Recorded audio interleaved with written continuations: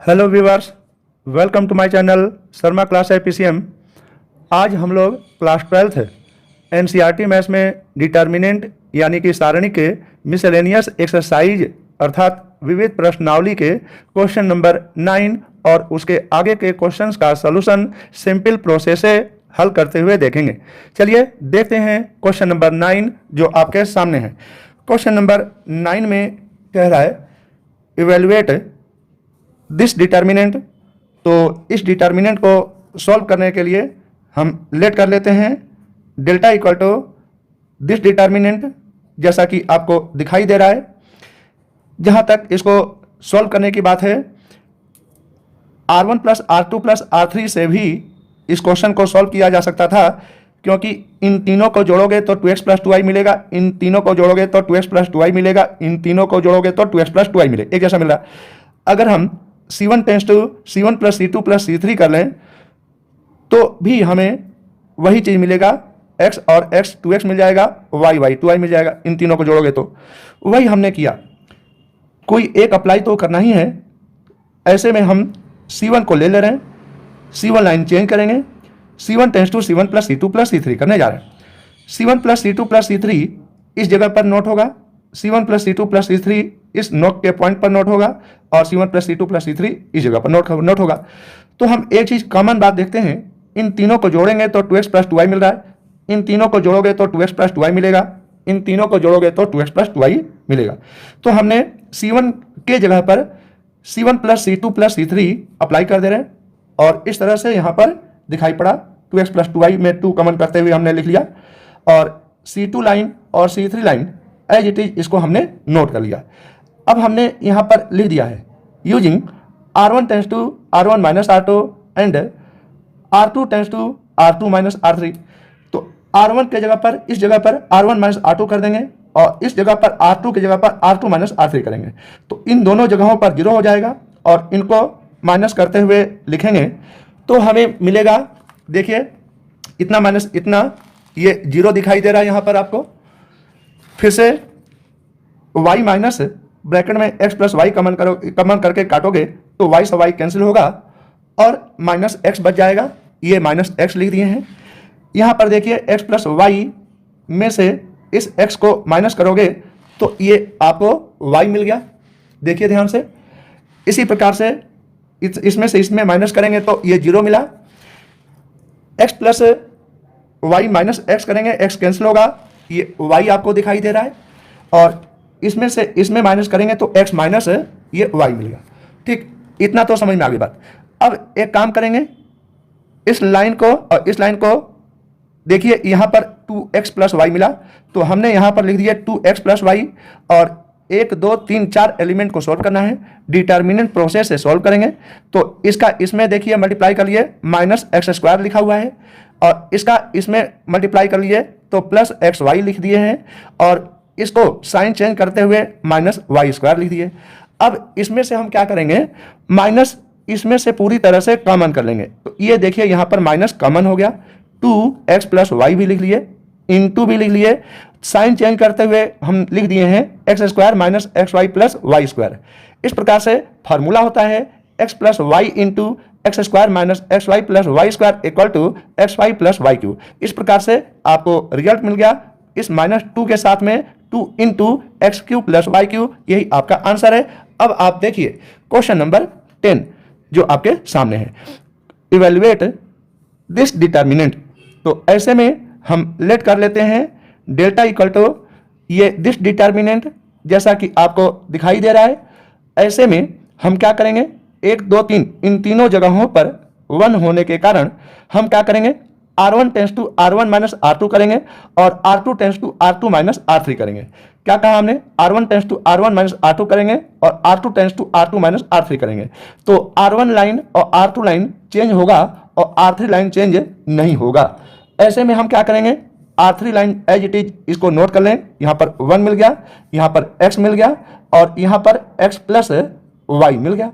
अब 1 माइनस 1 ये 0 मिल गया, x माइनस ये अगर अप्लाई कर लेंगे तो मिलेगा x से x कट जाएगा, माइनस y मिल गया, y माइनस वाई ये 0 मिल गया, 1 माइनस 1 ये 0 मिल गया, x plus Y minus X equal to Y मिल जाएगा, y माइनस ये वाला x प्लस वाई में माइनस करेंगे तो मिल जाएगा माइनस, आपको क्या मिल जाएगा x मिलेगा। अब क्या करेंगे, यहाँ पर जरा देख लीजिए इसको किस तरह से सॉल्व करते हैं। तो इक्वल टू क्या मिला जरा देख लीजिए, माइनस वाई 0 वाई और माइनस एक्स, इसको जरा सॉल्व कर लीजिए तो ये मिलेगा x इंटू वाई माइनस 0। इस प्रकार से हमें सोल्यूशन मिल गया delta equal to x into y, यही आपका आंसर है। अब आप देखेंगे नेक्स्ट पेज में क्वेश्चन नंबर 11 जो आपके सामने है, ध्यान दीजिए जरा। अब क्वेश्चन नंबर 11 से क्वेश्चन नंबर 15 तक के लिए क्वेश्चन है, वो जरा ध्यान से समझिए क्या लिखा हुआ है। Using properties of determinants in exercise from question number 11 to question number 15 prove that this determinant equal to this factor. यहाँ तक हमें पहुँचना है। पहुँचने के लिए इसी डिटर्मिनेंट को हम लेट कर ले रहे हैं delta equal to this determinant. अब हमें इसके विषय में थोड़ी सी जानकारी करनी है कि alpha plus beta plus gamma कहाँ से मिलेगा। तो ये लाइन C1 है, ये C2 है और ये यहाँ पर C3 है। बीटा और गामा दिख रहा है, अल्फा नहीं, वो यहाँ से क्षतिपूर्ति हो जाएगी। गामा और अल्फा दिख रहा है यहाँ पर, बीटा नहीं, वो यहाँ से मिल जाएगा। अल्फा और बीटा यहाँ दिख रहा है, गामा नहीं दिख रहा है, वो यहाँ से। यानी कि कहने का मतलब हुआ C3 tends to C3 plus C1। तो हमने लिख दिया है using C3 tends to C3 plus C1। तो ऐसे में C3 लाइन चेंज होगा, C1 और C2 को एज इट इज इसी प्रकार से नोट कर लीजिए। तो नोट करने पर क्या मिलेगा, ध्यान दीजिए। ये alpha alpha square, beta beta square, gamma gamma square, और इस जगह पर मिलेगा अल्फा प्लस बीटा प्लस ये गामा। यहाँ पर भी मिलेगा अल्फा प्लस बीटा प्लस ये गामा। यहाँ पर भी मिलेगा अल्फा प्लस बीटा प्लस ये गामा मिल गया। अब हम क्या करेंगे, ये alpha plus beta plus gamma तो जब चाहेंगे तब कॉमन कर लेंगे, यह बहुत बड़ी बात नहीं है। हम एक काम करेंगे, ये लाइन C1 है, ये C2 है, ये C3 है, सॉरी R1 है, R2 है और R3 है। R1 माइनस R2 कर लीजिए और R2 माइनस R3 कर लीजिए। हम क्या करने जा रहे हैं, R1 tends to R1 minus R2 करने जा रहे हैं और R2 के जगह पर R2 माइनस R3 हम करने जा रहे हैं। इतना जरा समझ लीजिए। तो हमें यहाँ पर क्या मिलेगा, ये चीज़ जानना जरूरी है। अल्फा माइनस बीटा मिल जाएगा और बीटा माइनस गामा मिल जाएगा। देखिए हमें यहाँ पर ये अल्फा माइनस बीटा मिल जाएगा और बीटा माइनस गामा मिल जाएगा और alpha plus beta plus gamma ये फैक्टर तो मिल ही जाएगा। तो चलिए सॉल्व कीजिए, देखिए किस तरह से हम सॉल्व करते हैं, ध्यान से देखना है। इक्वल टू तो alpha minus beta, alpha square minus beta square, जिसे alpha minus beta into alpha plus beta कह सकते हैं, alpha square minus beta square को, और alpha plus beta plus gamma minus alpha plus beta plus gamma ये जगह पर 0 हो जाएगा। इसके बाद बीटा माइनस गामा मिल जाएगा। R2 माइनस R3 की बात कर रहे हैं, ध्यान से समझिएगा। तो यहां पर क्या मिल गया, बीटा माइनस गामा। यहां पर beta square minus gamma square का मतलब क्या मिला, beta minus gamma beta plus gamma. वही हम लिख रहे हैं, बीटा माइनस गामा और बीटा प्लस ये गामा, और ये चीज पूरा का पूरा पोर्शन इतना माइनस इतना ये 0 हो जाएगा। और R3 लाइन को एज इट इज नोट कर लीजिए। तो यहां पर लिख रहे हैं, यहां पर गामा गामा स्क्वायर और अल्फा प्लस बीटा प्लस और ये हो गया गामा। अब क्या चीज दिख रहा है यहां पर, जरा देख लीजिए इस पूरे लाइन से। हाँ यहां पर जरा देखिए, इसमें से इसको जरा देख लीजिए, इस प्रोसेस से सॉल्व कर लीजिए। Alpha plus beta plus gamma यहां पर कॉमन हो जाएगा। तो यहां पर अल्फा प्लस बीटा प्लस ये गामा हमने कॉमन कर लिया और इसके रिस्पेक्ट हम डिटर्मिनेंट देखते हैं क्या मिलता है। डिटर्मिनेंट का एलिमेंट मिलेगा हमें अल्फा माइनस बीटा, यहां पर मिलेगा बीटा माइनस गामा, इस जगह पर मिलेगा alpha minus beta alpha plus beta,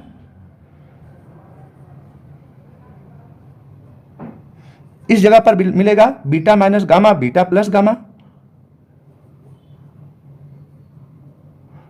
अब हम क्या करेंगे, अल्फा माइनस बीटा से अल्फा माइनस बीटा एक लाइन से कॉमन कर लेंगे और बीटा माइनस गामा से बीटा माइनस गामा एक लाइन से कॉमन कर लेंगे। तो इस प्रकार से हमें कॉमन मिल गया यहां पर alpha minus beta beta minus gamma. तो alpha minus beta beta minus gamma और ये alpha plus beta plus gamma दिख ही रहा है और रिमेनिंग पार्ट्स को नोट कर लीजिए जो बच गया। यहां पर अल्फा माइनस बीटा कॉमन हो गया तो 1 मिला, बीटा माइनस गामा कॉमन हो गया तो 1 मिला, अल्फा माइनस बीटा कॉमन हो गया तो अल्फा प्लस बीटा मिल गया यहां पर, और बीटा माइनस गामा कॉमन हो चुका है तो यहां पर बीटा प्लस गामा मिला। अब क्या करेंगे, इस पोर्शन को इससे कैलकुलेट कर लीजिए, घटा लीजिए और देखिए हमें क्या मिलता है, equal to alpha minus beta beta minus gamma alpha plus beta plus gamma,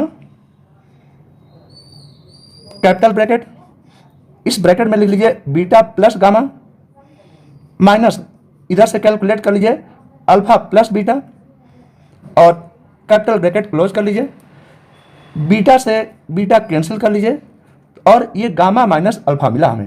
क्या मिल गया हमें, गामा माइनस अल्फा मिल गया। इसको हम पहले लिख लेंगे तो मिलेगा हमें, देखिए जरा, alpha minus beta beta minus gamma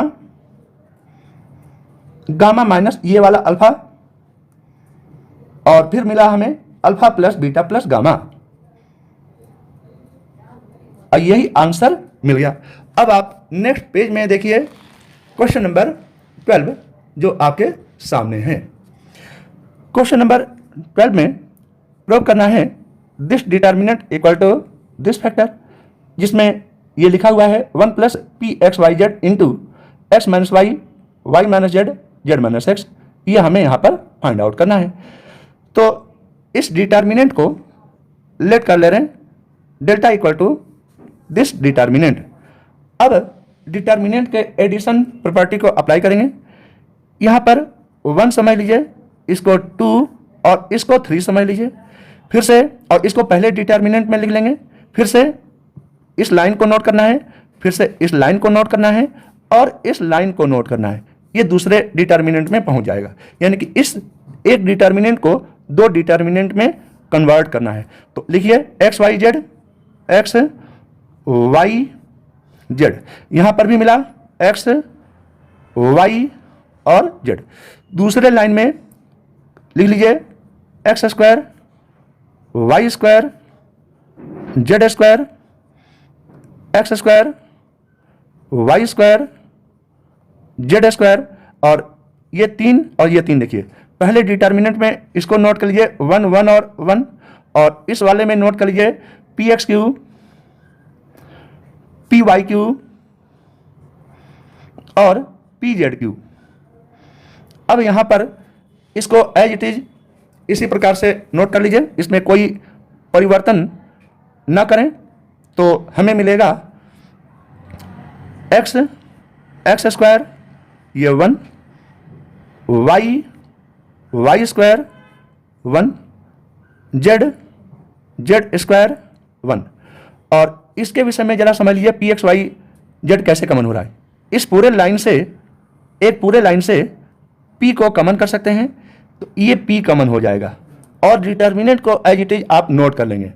next stage में आप क्या करेंगे, इस पहले लाइन से x को कॉमन करेंगे, दूसरे लाइन से y को कॉमन करेंगे, तीसरे लाइन से z को कॉमन करेंगे, तो ये एक और आगे का डिटर्मिनेंट हमें मिल जाएगा। जबकि हमने यहाँ पर शॉर्टकट में इसी डिटर्मिनेंट में दोनों स्टेज को बता दिया है, सिंपल प्रोसेस से बता दिया, वही हमें नोट करना। चलिए नोट कीजिए कॉमन करते हुए, x को कॉमन कर चुके हैं तो यहाँ पर 1 x और पी एक्स कॉमन हो चुका है यहाँ पर, तो एक्स स्क्वायर मिल गया। यहाँ पर y कॉमन हो चुका है तो 1, यहाँ पर y और y स्क्वायर मिल जाएगा। यहाँ पर z कॉमन हो चुका है तो 1 z स्क्वायर मिल गया। अब क्या करेंगे, इस डिटर्मिनेंट के विषय में जरा सोच लीजिए। एक बात याद रखें कि इस लाइन में C2 और C3 लाइन को आपस में इंटरचेंज करेंगे तो एक नेगेटिव बाहर आता है और ये लाइन यहां पहुंच जाएगा, ये लाइन यहां पर, यानी कि x square y square z square ऐसे आएगा जैसे मानो कि ये है डिटर्मिनेंट। फिर से दोबारा जब C1 और C2 को आपस में इंटरचेंज करेंगे तो क्या होगा, यहां पर 1 हो जाएगा, 1 1 1 और यहां एक्स वाई जेड आ जाएगा जो कि ये वाली स्थिति होगी। तो कहने का मतलब इस डिटर्मिनेंट को इसके जैसा कन्वर्ट करके हम लिख देते हैं, ठीक। तो हमें मिल जाएगा ये यही वाला डिटर्मिनेंट एज इट इज मिल जाएगा 1 1 1। यहां पर ये एक्स वाई जेड मिल जाएगा, यहां पर x square y square z square मिल जाएगा और पी एक्स वाई जेड मिल गया। और एज इट इज जैसा दिख रहा है वैसे ही इसको नोट कर लेंगे 1 1 और 1। यहां पर x मिलेगा, y मिल जाएगा, z मिलेगा। यहां पर जरा देख लो, एक्स स्क्वायर मिल जाएगा, वाई स्क्वायर मिल जाएगा, जेड स्क्वायर मिल जाएगा। अब आप देखिए कि इस डिटर्मिनेंट को इस डिटर्मिनेंट से कॉमन कर लेंगे तो क्या मिल जाएगा, देखिए ध्यान से, ये पूरा का पूरा डिटर्मिनेंट कॉमन हो गया। और पहले में क्या चीज दिखाई दे रहा है, यहां पर 1 दिख रहा है और यहां पर पी एक्स वाई जेड मिला, 1 plus p x y z common हो गया और डिटर्मिनेंट मिल गया हमें 1 1 1 1। ये चीज x y z x square y square z square, ये चीज दिखाई दे रहा है आपको। इतनी तो बात समझ में आ गई। अब हम क्या करेंगे, इस लाइन में हमें x माइनस वाई और y माइनस जेड जहां तक फाइंड आउट करने की बात है तो R1 tends to R1 minus R2 कर लीजिए और R2 tends to R2 minus R3 कर लीजिए। ऐसे में हम क्या करेंगे, R3 नो चेंजमेंट के राह पर चलते हुए 1 जेड स्क्वायर लिख लीजिए। अब R1 माइनस R2 को देखिए जरा, 1 माइनस 1 0 मिला, यहां से माइनस करोगे तो x माइनस वाई मिला। यहां पर देखो x square minus y square मिला। आगे देख लीजिए R2 tends to R2 minus R3 में 1 माइनस 1 0 मिलेगा, यहां से y माइनस जेड मिलेगा, यहां से y square minus z square मिला। अब हम क्या करेंगे, वही सिंपल प्रोसेस आपको बताना चाह रहे हैं। एक लाइन में 2 जगह 0 हो तो इस डिटर्मिनेंट प्रोसेस की सहायता से सिंपल हो जाता है। तो इसके एलिमेंट्स लिख लीजिए 1 2 3 4 और x square minus y square को लिखेंगे आप लोग x minus y x plus y, y square minus z square को लिखोगे वाई माइनस जेड और वाई प्लस। तो 1 2 3 4 इन चारों एलिमेंट को इसके साथ नोट कर लीजिए। तो आपको यही डिटर्मिनेंट आपको दिखाई पड़ गया, जिसमें इसको लिखेंगे x minus y into x plus y और इसके जगह पर आप लिखोगे y minus z into y plus z. अब इसमें से कुछ कॉमन करने की बात हम कर रहे हैं, देखिए जरा, एक्स माइनस वाई से एक्स माइनस वाई कॉमन हो जाएगा और वाई माइनस जेड से वाई माइनस जेड कॉमन हो जाएगा। तो कॉमन करते हुए लिख लीजिए, पहले इसी को नोट कर लें तो मिलेगा 1 plus p x y z bracket, x minus y common हो गया तो एक्स माइनस वाई कॉमन कर लीजिए। इसमें से वाई माइनस जेड कॉमन हो गया तो यहां पर लिख लीजिए y minus z. Remaining parts जो शेष बच गया उसको नोट कर लीजिए, एक्स माइनस वाई कॉमन कर चुके हैं तो 1 मिला, यहां से एक्स माइनस वाई कॉमन कर चुके हैं तो एक्स प्लस वाई बचेगा। इस जगह पर वाई माइनस जेड कॉमन कर चुके हैं तो 1 बच गया, वाई माइनस जेड कॉमन कर चुके हैं तो ये वाला वाई प्लस जेड बचेगा। अब क्या करेंगे, वही डिटर्मिनेंट प्रोसेस से पहले इनको मल्टीप्लाई कर लीजिए और बीच में नेगेटिव साइन लगाते हुए इसको सॉल्व कर लीजिए। देखिए क्या मिलता है, डेल्टा इक्वल टू हमें मिला 1 plus p x y z bracket x minus y y minus z capital bracket, इसमें और इसमें एलिमेंट को एडजस्ट कर दीजिए। इसमें इधर y प्लस जेड मिलेगा, इसमें x प्लस वाई मिल जाएगा। और जरा देखिए क्या कैंसिल हुआ, यहां पर प्लस वाई से माइनस वाई कैंसिल होगा, ब्रैकेट ओपन करेंगे तो। और इस जगह पर हमें क्या मिला, जेड माइनस एक्स मिल गया। उसी जेड माइनस एक्स को इसके साथ एडजस्ट कर दीजिए तो हमें मिल जाएगा delta equal to x minus y minus z minus x into 1 plus p x y z. यही चीज तो है यहाँ पर, जरा देखिए ध्यान से। यहाँ पर 1 plus p x y z, x minus y minus z minus x, वही हम यहाँ पर लिखने जा रहे हैं। 1 plus p x y z into x minus y minus z और जेड माइनस एक्स।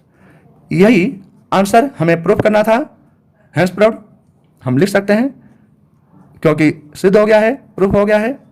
अब आप देखेंगे क्वेश्चन नंबर 13 जो आपके सामने है। क्वेश्चन नंबर 13 में कह रहा है proof that this determinant equal to this factor. इसको सॉल्व करना है, तो सॉल्व करने के लिए हम कुछ मतलब की बात को देखने की कोशिश करेंगे। अगर हम C1 tends to C1 plus C2 plus C3 करें तो क्या मिला, 3a माइनस ए माइनस 3a माइनस 2a, तो a हो जाएगा। इन तीनों को जोड़ोगे तो मिल जाएगा हमें a प्लस बी प्लस सी। जोड़ कर देखिए, फिर से अंडरलाइन कर दे रहे।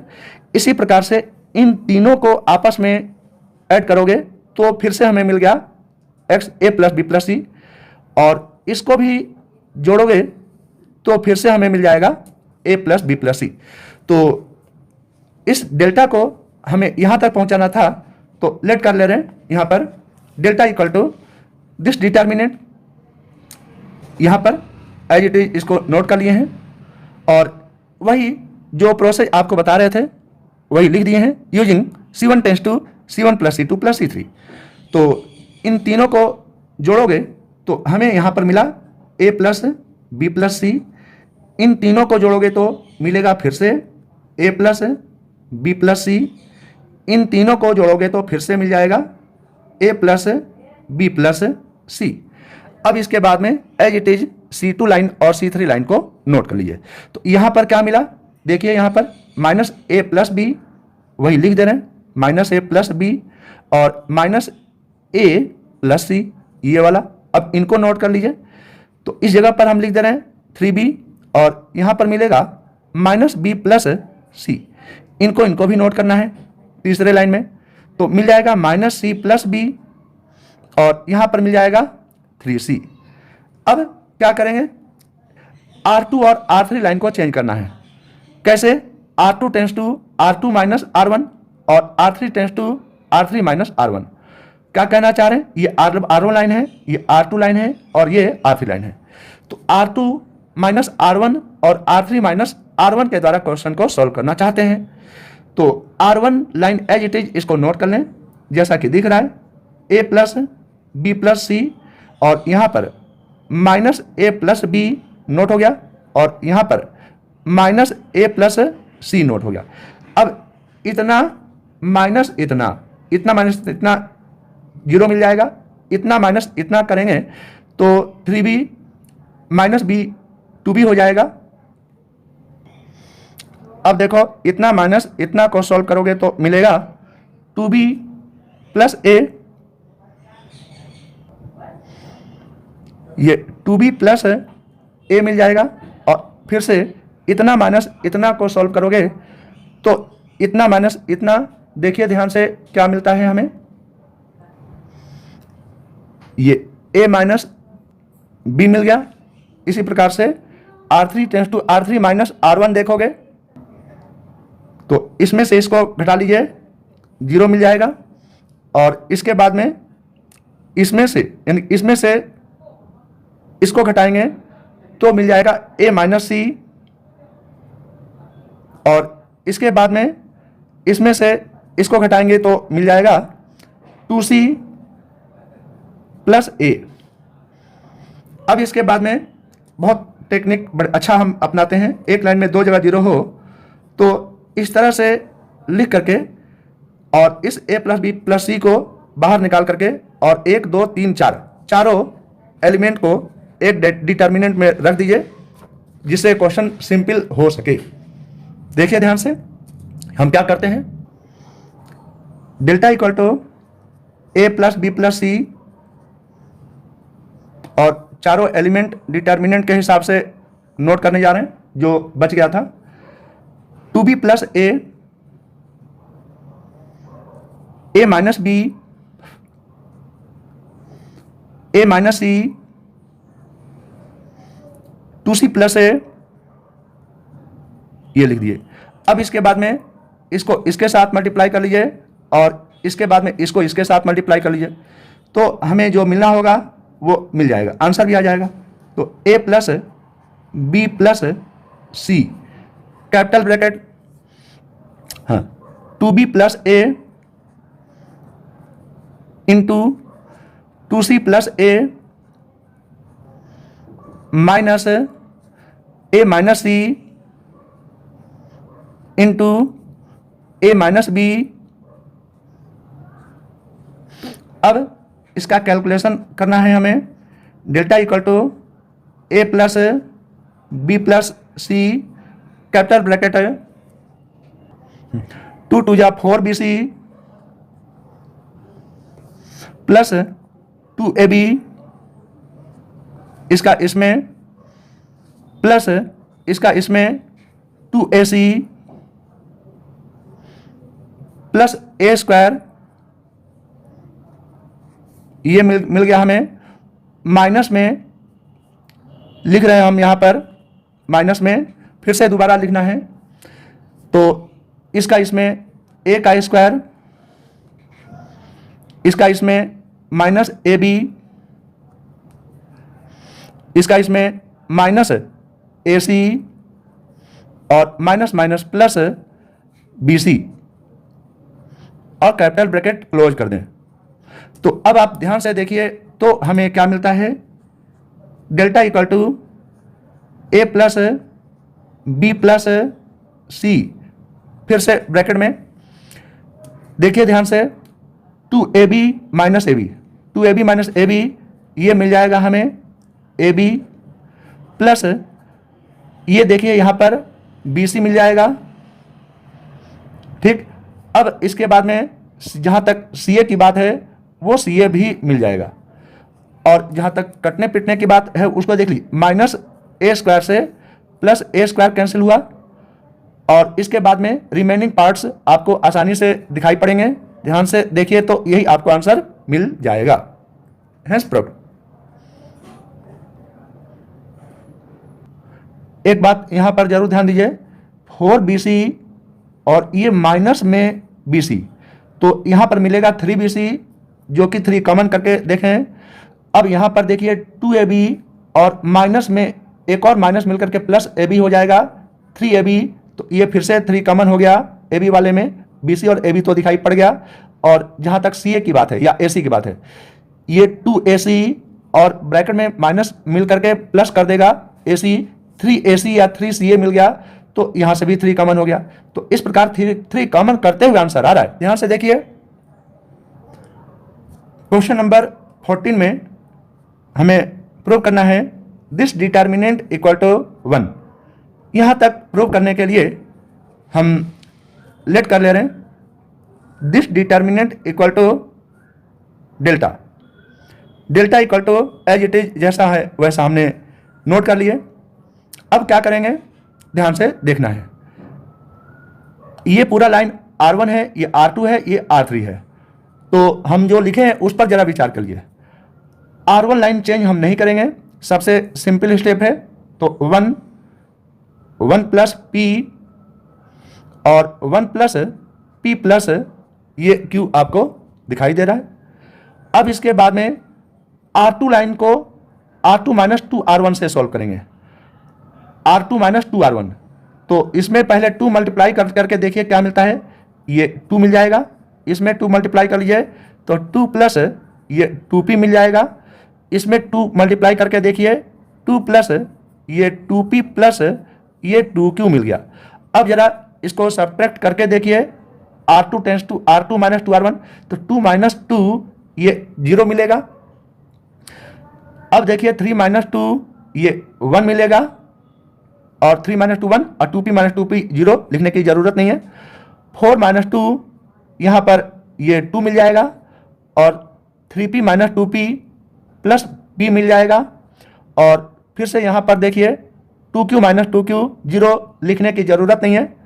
फिर से दोबारा देखें, R3 tends to R3 minus 3R1, तो 3R1 की जहाँ तक बात है मल्टीप्लाई कर लीजिए, इसमें 3 का इस जगह पर ये 3 मिला, यहाँ पर मिलेगा 3 प्लस 3p, और इसमें भी 3 मल्टीप्लाई कर लीजिए तो मिलेगा 3 प्लस 3p प्लस 3q।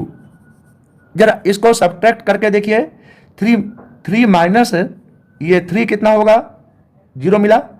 फिर से दोबारा देखिए ध्यान से, 6 माइनस 3, तो यहाँ पर मिल जाएगा 3, और 3p माइनस 3p 0 लिखने की ज़रूरत नहीं है। और इसके बाद में 4 माइनस 10 माइनस 3, देखिए ध्यान से, 10 माइनस 3 यहाँ पर 7 हो जाएगा। 6p माइनस 3p ये मिल जाएगा यहाँ पर आपका 3p। दूसरी बात 3q माइनस 3q, देखिए ध्यान से, 3q माइनस 3q भी 0 हो जाएगा। और यहाँ पर क्या देखे थे, 6p माइनस 3p, यहाँ पर 3p आ जाएगा। अब इसके बाद में हम क्या करेंगे, ध्यान से देखें, एक लाइन में 2 जगह 0 हो तो यह डिटर्मिनेंट बहुत आसान हो जाता है। जरा ध्यान से देखिए जरा इसको, हाँ, डेल्टा इक्वल टू इस तरह से रिमेनिंग डिटर्मिनेंट्स को नोट कर लीजिए, 1 और यहाँ पर 3 मिल गया, और यहाँ पर 2 प्लस p दिखाई दे रहा है, और यहाँ पर 7 प्लस 3p दिख रहा है।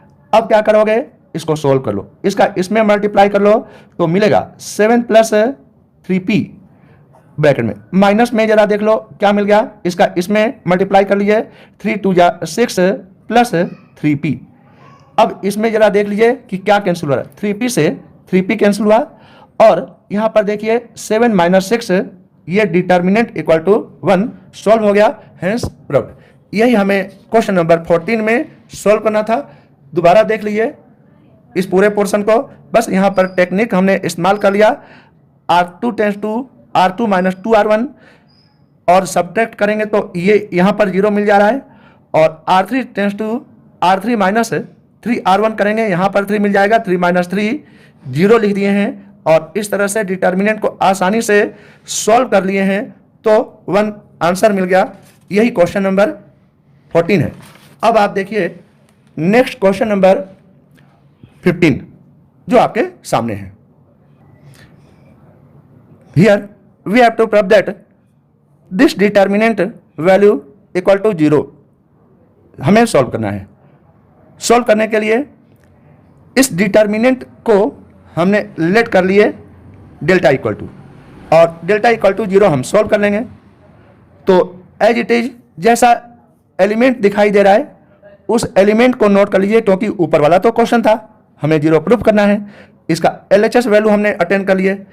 इसमें एक छोटी सी बात है, अभी आपको क्वेश्चन पूरा दिखाई दे रहा है, alpha plus delta, beta plus delta, gamma plus delta, इसमें एक कॉमन फार्मूला आ रहा है cos A plus B. Trigonometric formula होता है cos A plus B equal to cos A cos B minus sin A sin B। तो cos alpha cos delta equal to cos alpha cos delta minus sin alpha sin delta लगा देंगे।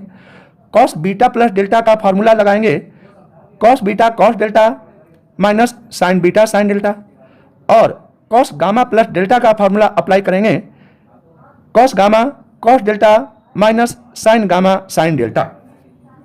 इस तरह से जो हम फार्मूला अप्लाई करने की बात कर रहे थे वही यहाँ पर दिखाई दे रहा है, ध्यान से देख लीजिए। यही वाला स्टेप है जो कि ये वाले और ये वाले और ये वाले के जगह पर हमने लिखे हैं फार्मूला के रूप में। अब एक काम करना है, इस डिटर्मिनेंट को क्या करना है, 2 डिटर्मिनेंट में तोड़ना है, जिसमें पहला डिटर्मिनेंट में इसको और दूसरी इस लाइन को और तीसरा इस लाइन को नोट करेंगे। दूसरे डिटर्मिनेंट में इसको नोट करेंगे, फिर इसको नोट करेंगे और माइनस साइन के द्वारा इसको नोट करेंगे। तो इस प्रकार से इसको दो डिटर्मिनेंट में हम आसानी से तोड़ लिए। तो ध्यान से देखिए क्या है यहाँ पर, sine alpha sine beta sine gamma, sine alpha sine beta sine gamma और sine alpha sine beta sine gamma, दो डिटर्मिनेंट में टूट रहा है। और दूसरा वाला लाइन देख लीजिए, C2 लाइन हम कहेंगे इसको, cos alpha cos beta cos gamma के लिए, cos alpha cos beta cos gamma, यहाँ पर भी है cos alpha cos beta cos gamma. जहाँ तक तीसरा और तीसरे की बात है, पहले डिटर्मिनेंट में, इस पहले वाले डिटर्मिनेंट में इसको नोट कर लीजिए, cos alpha cos delta cos beta cos delta cos gamma cos delta, cos alpha cos delta cos beta cos delta cos gamma cos delta. और निगेटिव साइन के साथ, क्योंकि ये निगेटिव आ रहा है, sign alpha sine delta sign beta sine delta sign gamma sine delta, यही चीज इधर हमने नोट कर लिए। अब आप देखिए कि पहले डिटर्मिनेंट में भी पूरे एक लाइन यानी कि C3 लाइन में कॉस डेल्टा कॉमन है, और इस निगेटिव के साथ जो दूसरा डिटर्मिनेंट हमें मिला उसमें साइन डेल्टा कॉमन हो गया। तो पहले डिटर्मिनेंट में कॉस डेल्टा कॉमन करेंगे और दूसरे डिटर्मिनेंट में साइन डेल्टा कॉमन करेंगे। तो ये चीज देख लीजिए, कॉस डेल्टा कॉमन हो गया, यहाँ पर साइन डेल्टा कॉमन हो गया। तो ये वाली sign alpha sine beta sine gamma, ये चीज नोट कर लिया। Cos alpha cos beta cos gamma, ये नोट हो गया। Cos alpha cos beta cos gamma, ये नोट हो गया। माइनस साइन के साथ sign alpha sine beta sine gamma, ये नोट हो गया। Cos alpha cos beta cos gamma, ये नोट हो गया। और ये साइन डेल्टा तो कॉमन हो ही चुका है, यहाँ पर sine alpha sine beta sine gamma उसी पोजीशन पर लिख दिए हैं। अब हम बहुत आसानी से देख सकते हैं कि ये लाइन C2 लाइन और ये C2 लाइन पूरा पूरा इक्वल होने के कारण यह डिटर्मिनेंट वैल्यू 0 हो जाएगा, क्योंकि किसी डिटर्मिनेंट में दो लाइन इक्वल हो जाए तो डिटर्मिनेंट वैल्यू 0 होता है।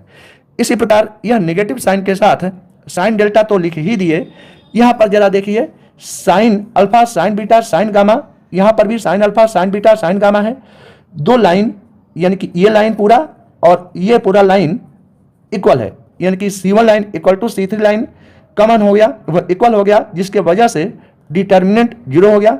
और यहाँ पर C2 लाइन और C3 लाइन इक्वल होने के कारण बाई डिटर्मिनेंट प्रॉपर्टी ये भी 0 हो गया। इस प्रकार से हम कह सकते हैं delta equal to cos delta into 0 minus sine delta into 0 equal to ये भी 0 लिख गया, माइनस ये साइन आ रहा है, ये भी साइन डेल्टा में 0 मल्टीप्लाई करोगे तो ये 0 मिल गया। 0 माइनस 0 0, यही हमें प्रूव करना है, हेंस प्रूव्ड। अब आप देखिए क्वेश्चन नंबर 16 जो नेक्स्ट पेज में मिलेगा। क्वेश्चन नंबर 16, क्वेश्चन नंबर 16 कह रहा है solve the system of equation. ये चीज जैसा कि दिखाई दे रहा है, सॉल्व का मतलब क्या होता है, हमें यहां से x की वैल्यू, y की वैल्यू और z की वैल्यू फाइंड आउट करनी है। सॉल्व का मतलब यही होता है। इसके लिए एक काम करेंगे, चूंकि 1/x 1/y 1/z हर जगह दिखाई दे रहा है, तो let 1/x equal to u, 1/y equal to v, 1/z equal to हम w लिख दे रहे हैं। ठीक, अब इसके बाद में क्या करेंगे, ये चीज तो समझ में आ गया ना कि हमें क्या करना है। चलिए ठीक, तो अबव यानी कि ये तीनों system of equation is in the form equal to 2x plus 3v plus 10w equal to 4, यही चीज यहां लिखा हुआ है। इसके लिए देख लीजिए 4u minus 6v plus 5w equal to 1, ये चीज यहां लिखा हुआ है। इस लाइन को भी देख लीजिए 6u plus 9v minus 20w equal to 2, ये चीज यहां पर लिखा हुआ है इक्वल टू 2। अब हम इस तरह के क्वेश्चन इसके पहले हम सॉल्व कर चुके हैं। इस तीनों इक्वेशन को, लीनियर इक्वेशन को हम मैट्रिक्स फॉर्म में लिखना चाहते हैं। इसमें u के कोफिशिएंट 2 4 6 है, तो हम 2 4 और 6 लिख दे रहे हैं। v के कोफिशिएंट 3 माइनस 6 और 9 है, उसको भी लिख लीजिए 3 माइनस 6 और 9। w का कोफिशिएंट 10 5 और माइनस 20, वो भी लिख लीजिए, यहाँ पर 10, यहाँ पर 5 और यहाँ पर माइनस 20। और इस जगह पर लिख लीजिए u v और मिल गया यहाँ पर w। इक्वल टू क्या मिला 4 1 2, यहाँ पर 4 1 ये 2। कैसे मानेंगे कि यह मैट्रिक्स फॉर्म इसी इक्वेशन को बता रहा है? मिला के देखिए ध्यान से, देखिए क्लियर करके कीजिएगा। 2u plus 3v plus 10w equal to 4, ये चीज लिखा हुआ है। दूसरे लाइन में चलिए, 4u minus 6v plus 5w equal to 1, ये लिखा हुआ है। फिर से देखिए 6u plus 9v minus 20w equal to 2, जो कि यहाँ लिखा हुआ है। तो इस पूरे वाले को, इस मैट्रिक्स को a मान लेते हैं, इनटू यहाँ पर लिखा हुआ है, इसको x मान लेते हैं इक्वल टू b। तो मैट्रिक्स फॉर्म हो गया, हमें मिल गया ax equal to b। By comparing a की वैल्यू ये वाला नेक्स्ट पेज में लिखेंगे, x इक्वल टू ये वाला नेक्स्ट पेज में ही लिख दे रहे हैं, क्योंकि बार बार पेज पलटना नहीं पड़ेगा। और b की वैल्यू भी हम नेक्स्ट पेज में ऑलरेडी लिख चुके हैं, जिससे पेज बार बार पलटने की नौबत ना आए। देखिए ये a मैट्रिक्स है, ये x मैट्रिक्स है और ये b मैट्रिक्स है। अब a से हम क्या करेंगे, एडजॉइंट a फाइंड आउट करने जा रहे हैं। एडजॉइंट a फाइंड आउट करने के लिए, जैसा कि आपको पता है कि ये कोफैक्टर हमें फाइंड आउट करना होता है। कोफैक्टर के पहले माइनर की आवश्यकता पड़ती है। तो कोफैक्टर इस जगह पर क्या होता है, A11, और इसका फार्मूला होता है -1 के power 1 plus 1 into minor of 1 into 1 1। तो -1 के पावर 1 प्लस 1, ये प्लस हो जाएगा, इस प्रकार प्लस माइनर ऑफ 1 1। तो ब्रैकेट वाले में माइनर हम लिखेंगे। इसी प्रकार A11, A12, A13, A21, A22, A23, A31, A32 और A33 लिखेंगे। देखिए माइनर कैसे हम एडजस्ट करते हैं, लिखते हैं, ध्यान से देखिएगा, बारीकी से देखना है। हाँ, यहां पर क्या दिखाई दे रहा है, -20 इंटू -6 इक्वल टू 120, माइनस 9 × 45 हो जाएगा 45। अब आप यहां पर देख लिए माइनर को कैसे फाइंड आउट करते हैं। 4 इंटू -20 इक्वल टू होगा माइनस में 80 माइनस में 30, ये 30 मिला। और इसके बाद में आगे बढ़ा दीजिए तो 9 × 36 माइनस एक और माइनस मिलकर के प्लस हो जाएगा, ये 36 हो जाएगा। यहां पर एक बात और, यहां पर कोफैक्टर के लिए प्लस माइनस, ये प्लस माइनस, ये प्लस माइनस, ये प्लस माइनस और प्लस का इस्तेमाल करते हैं, और माइनर के लिए ब्रैकेट वाला। अब इसके बाद का स्टेप जरा देख लीजिए, इसको इसमें मल्टीप्लाई करेंगे तो मिलेगा यहाँ पर ये 20 × 60 माइनस में -60 हो गया, माइनस में ये 90 हो जाएगा, 90 मिल जाएगा। इसके बाद में और आगे बढ़ा दीजिए तो मिलेगा 20 दूनी 40 माइनस ये 40 मिला, एक और निगेटिव अटेंड करते हुए यहाँ 60 हो जाएगा। आगे और बढ़ा लीजिए तो मिलेगा 9 दूनी 18 माइनस ये 18, ये हो जाएगा। आगे जरा देख लीजिए तो मिलेगा 5 × 15 माइनस ये देखिए माइनस माइनस प्लस हो जाएगा और ये 60 हो जाएगा 60। और आगे बढ़ाकर देखिए तो मिलेगा 5 × 10 माइनस ये 40, ये चीज़ ध्यान से देखिए। आगे और बढ़ा लीजिए तो मिलेगा माइनस ये 12 माइनस ये मिल जाएगा, माइनस में ये 12 मिल जाएगा। इनके एलिमेंट को ऐड करके लिख दीजिए 120 घटाओ 45 ये 75 हो जाएगा। इसके बाद में हम लिख रहे हैं, बारीकी से जोड़ते हुए आगे की ओर बढ़ लिए कि एक निगेटिव और है, ये निगेटिव है, निगेटिव निगेटिव पॉजिटिव हो जाएगा, 80 और 30 हो जाएगा 110। और इसके बाद में हाँ 36 और 36 72 हो जाएगा 72। इसके बाद में माइनस बाहर है, माइनस अंदर भी है, माइनस माइनस प्लस 90 और 60 150 हो जाएगा। इसके बाद में ये -40 -60 -100 हो जाएगा। इसके बाद में 18 -18 ये 0 मिलेगा। इसके बाद 15 + 60 75 मिल जाएगा। इसके बाद में ये 10 -40 ब्रैकेट के अंदर -30 होगा, एक और निगेटिव मिलकर के +30 हो जाएगा। और इसके बाद में -12 माइनस ये मिल जाएगा 24 माइनस साइन के साथ है।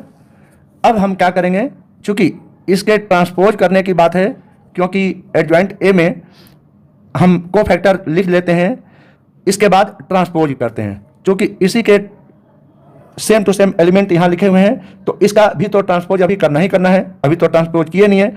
चलिए रो को कॉलम में लिख दीजिए, तो हमें मिल जाएगा 75 और ये वाला 110 और ये वाला मिल जाएगा 72। इसके बाद ये 150, इसके बाद -100 मिलेगा। इसके बाद में ये वाला 0 मिल जाएगा। इसके बाद इस लाइन को ऐसे लिखेंगे तो 75 मिल जाएगा। ये वाला 30 यहाँ पर लिख दीजिए और ये -24 उसी जगह पर आ रहा है, ये इस तरह से, यानी कि R1 को C1 में लिख दिए, R2 को C2 में लिख दिए, R3 को C3 में लिख दिए। अब चूंकि एडजॉइंट ए के बाद ए इनवर्स फाइंड करने के लिए ए डिटर्मिनेंट की आवश्यकता पड़ती है, तो ये जो आपको मैट्रिक्स ए गिवन है, इसका total element as it is, इसको लिखते हुए यहाँ पर मिला लीजिए ध्यान से, इसका डिटर्मिनेंट फाइंड करेंगे। ये मैट्रिक्स है, उसका डिटर्मिनेंट लिखने जा रहे हैं, एलिमेंट हमने लिख दिए। अब इसका कैलकुलेशन देखिए, यहाँ पर क्या करेंगे, R1 से सॉल्व करते समय यहाँ पर प्लस, इस जगह पर माइनस और इस जगह पर प्लस ले लीजिए। तो यहाँ पर जरा देखिए, ये 2 है तो यहाँ पर 2 लिख दिए, यहाँ पर ये 3 है तो यहाँ पर 3 लिख दिए, यहाँ पर 10 है तो यहाँ पर ये 10 लिख दिए। इतनी तो बात समझ में आ गई। अब जिस प्रकार से माइनर के लिए सॉल्व कर रहे थे, उसी प्रोसेस का इस्तेमाल करते हुए हम आगे की ओर बढ़ेंगे। हाँ, इनके एलिमेंट को अभी ऊपर कैलकुलेट किए थे, वही एलिमेंट आ रहा है, इसको आगे बढ़ा दीजिए, इसको और इसको सॉल्व करना है, ये मिल जाएगा। ध्यान से देखिए, इसी प्रकार से इसको और आगे बढ़ाते हैं, इसको इसमें मल्टीप्लाई करके लिखेंगे तो ये मिल जाएगा। एक एक करके अभी बताए भी थे, ऊपर माइनर में यही सब मिला भी था। ठीक, अब हम इसको, ये 75 हो जाएगा और यहाँ पर ये 110 मिल जाएगा और 36 72 हो जाएगा। 72 है ये, 72 है ये। अब क्या करेंगे, 75 × 2 150 मिल गया, 110 × 3 330 मिल जाएगा, 10 × 72 720 मिल जाएगा। अब इनको ऐड करोगे तो 1200 मिल गया। ये क्या चीज मिल गया आपको, डिटर्मिनेंट ऑफ ए मिल गया। अब इसके बाद में by formula we know that a × x = b matrix. तो ये वाला x = क्या होगा, इस a को उधर पहुंचा लीजिए, a को उधर पहुंचा लीजिए तो a इनवर्स होगा ना, तो a इनवर्स × b आ जाएगा।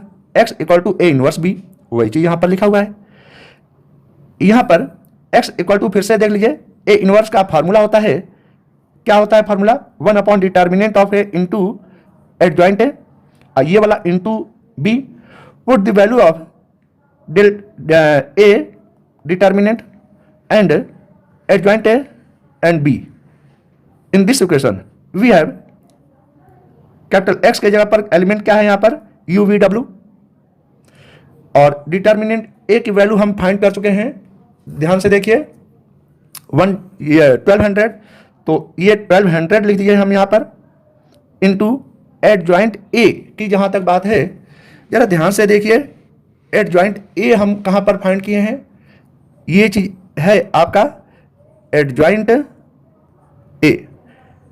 देखिए यही तो है एडजॉइंट ए। इसके एलिमेंट को ध्यान से देखते हुए रख दिया यहाँ पर और इनटू बी, तो बी के एलिमेंट को लिख दिया।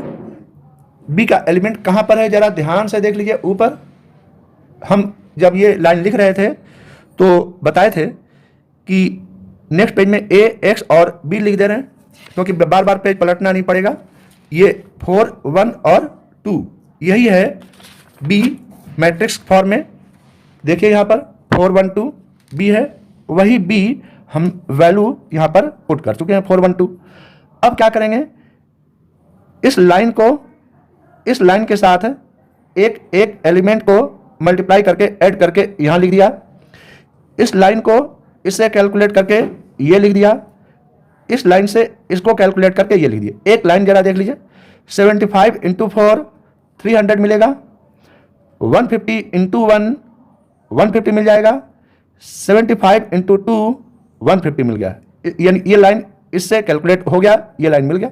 इसी प्रकार 110 इंटू 4 440 मिल जाएगा, माइनस 100 इंटू 1 माइनस 100 मिल गया, 30 इंटू 2 60 मिल जाएगा। कहने मतलब इस लाइन को इसे कैलकुलेट करके ये मिल गया।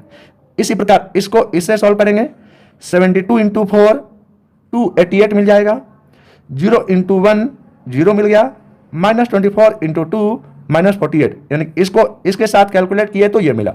अब इनको सॉल्व करके इनके वैल्यूज को लिख लिए। ऊपर वाले लाइन में मिलेगा 600, बीच वाले लाइन में मिलेगा 400 और लास्ट नीचे वाले लाइन में मिलेगा 240। अब 600 by 1200 equal to 1/2, 400 upon 1200 equal to 1/3 मिलेगा, 240 अपॉन 1200 इक्वल टू 1/5 मिलेगा। इस प्रकार से हमें मिला u equal to 1/2, v equal to 1/3 और w इक्वल टू 1/5। u की वैल्यू हम क्या पहले माने थे, 1/x माने थे, v इक्वल टू 1/y माने थे, w इक्वल टू 1/z माने थे। इस प्रकार u equal to 1/x equal to 1/2 है यही वाला, v equal to 1/y equal to 1/3 मिला, w equal to 1/z equal to 1/5, z equal to 1/5 मिला। अब इसको सॉल्व कर लीजिए, तो 1/x इक्वल टू 1/2 तो x इक्वल टू 2 मिलेगा, 1/y इक्वल टू 1/3 तो y इक्वल टू 3 मिलेगा, 1/z इक्वल टू 1/5 तो z इक्वल टू 5। यही आपका आंसर है। यानी कि जो ये इक्वेशन 3 दिए हुए थे उसमें सॉल्व करना था, यानी कि x y z की वैल्यू हमें फाइंड आउट करना था, और वही x y z की वैल्यू हमें मिल गया, x equal to 2, y equal to 3 और z इक्वल टू 5। यही आपका आंसर है। अब आप देखिए क्वेश्चन नंबर 17 जो आपके सामने है। अब आप देखिए question number 17, if small a b c are in AP arithmetic progression then the determinant this equal to हमें फाइंड करना है। Option A, option B, option C, option D, इनमें से कौन सा आंसर आएगा इस जगह पर, यह हमें फाइंड आउट करना है। तो इस डिटर्मिनेंट को हम डेल्टा लेट कर ले रहे हैं। Delta equal to this determinant जो कि दिखाई दे रहा है, इसमें पहले लाइन को R1 कहते ही हैं, दूसरे लाइन को R2 कहते ही हैं, तीसरे लाइन को R3 कहते हैं। अब एक काम करेंगे, using R2 tends to R2 minus R1 and R3 tends to R3 minus R2। तो देखिए क्या मिलता है, R1 को एज इट इज इसी प्रकार से पहले नोट कर लीजिए, तो हमें मिलेगा यहाँ पर x plus 2, x plus 3, x plus 2a। फिर से अब R2 माइनस R1 की बात है, x माइनस x 0, 3 माइनस 2 यहाँ पर 1 मिला, x माइनस x 0, 4 माइनस 3 यहाँ पर 1 मिलेगा, x माइनस x 0 और 2b माइनस ये 2a इक्वल टू कितना मिलेगा, ये 2b माइनस a मिलेगा। अब इसके बाद में आगे देखेंगे, ये R3 tends to R3 minus R2, x minus x cut जाएगा, 4 माइनस 3 ये 1 मिल जाएगा, यहाँ पर 1 मिल जाएगा, x माइनस x 0, 5 माइनस 4 यहाँ पर 1 मिला, x minus x 0, 2c minus 2b तो 2 कॉमन कर लीजिए तो c माइनस b मिल जाएगा।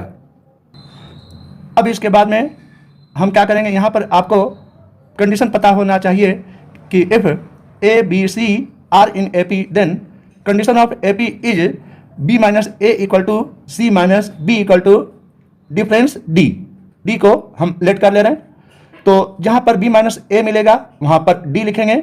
इस जगह पर, और जहां पर c माइनस बी मिलेगा वहां पर हम d लिखेंगे। अब हम ये R1 लाइन को एज इट इज इसी प्रकार से नोट कर लीजिए। तो हमें मिलेगा x plus 2, x plus 3, x plus 2a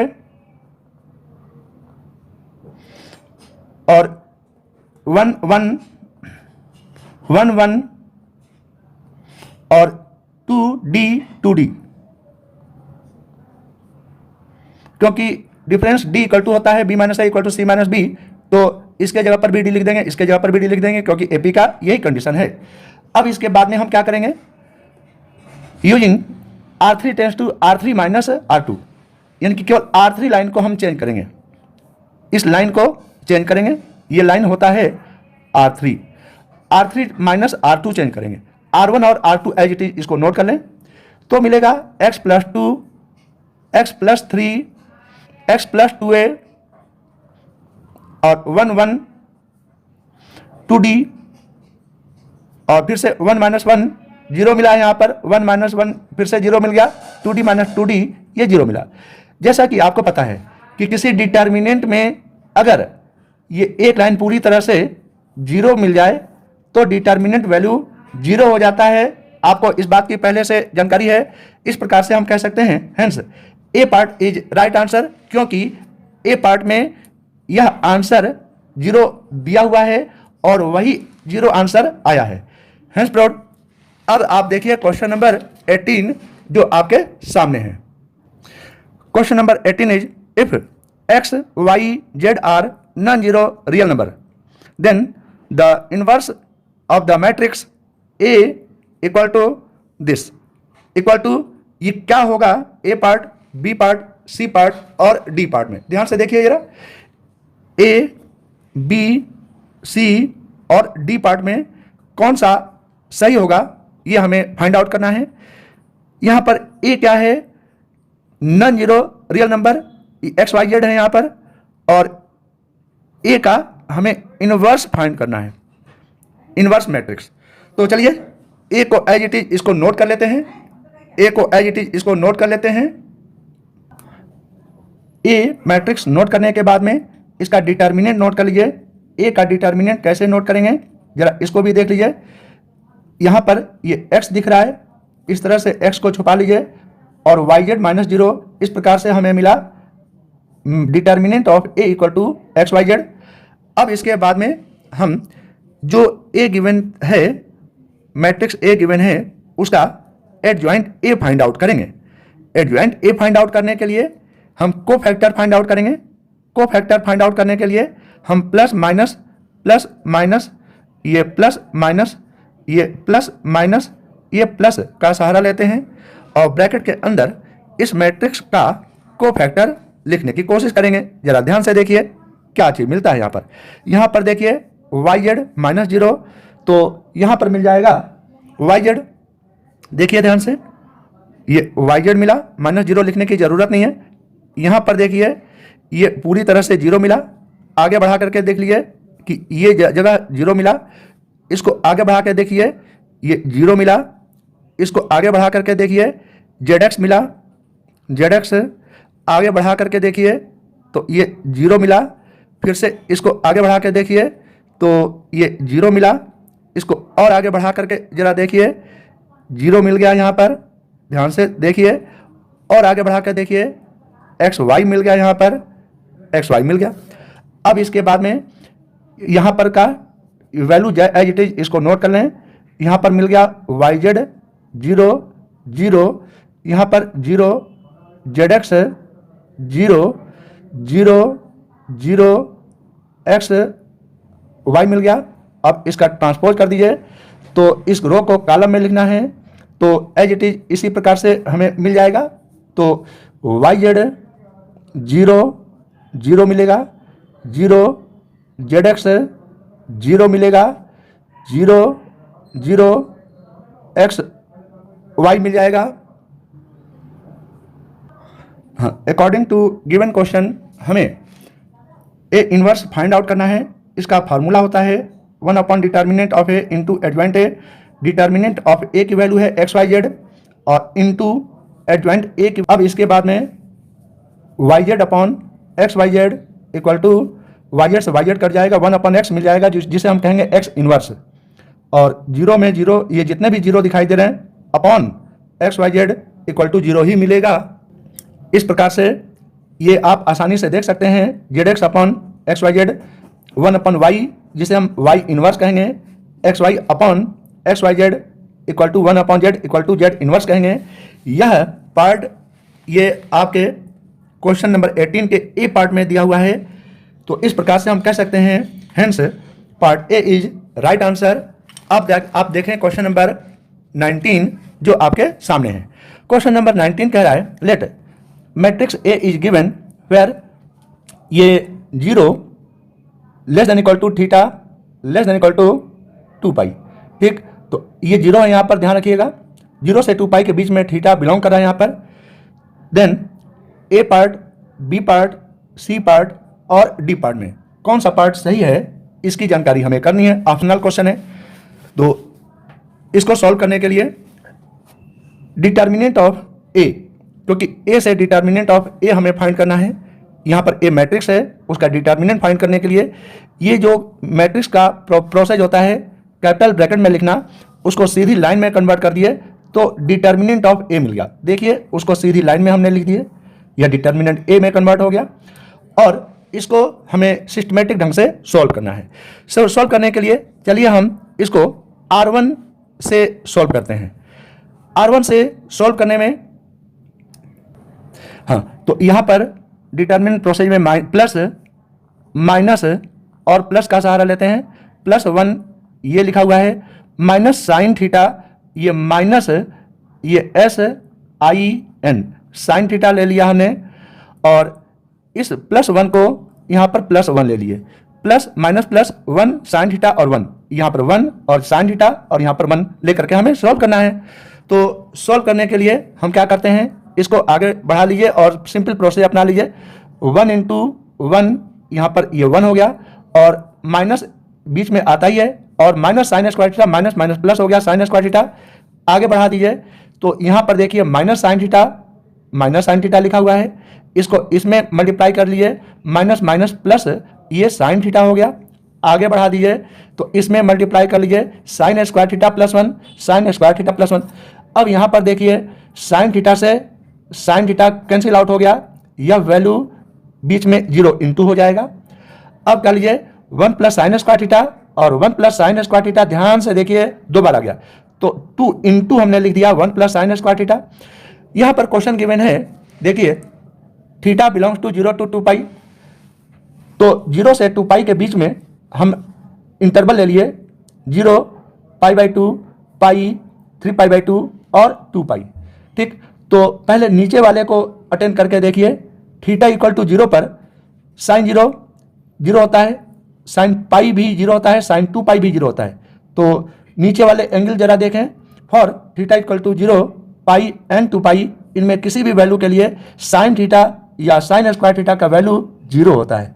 तो डिटर्मिनेंट ऑफ ए = 2 ब्रैकेट 1 + 0 वही चीज लिखा हुआ है, इक्वल टू क्या मिल गया 2। तो डिटर्मिनेंट ऑफ ए की वैल्यू हमें यहाँ पर मिल गया 2, और 0 और 2 पाई के बीच में और इंटरवल क्या हो सकता है π/2 और 3 π/2 हो सकता है 0 और 2 पाई के बीच में।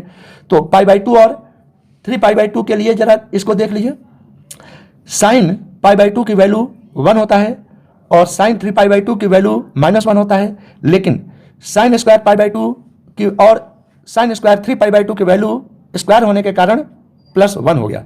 ऐसे में ये वाला determinant of A equal to क्या होगा, ये वाला 2 लिख दिए, यहाँ पर ये 1 लिख दिए, और साइन स्क्वायर थीटा की वैल्यू ये देख लीजिए 1, तो 1 + 1 2 होता है, 2 × 2 4 हो गया।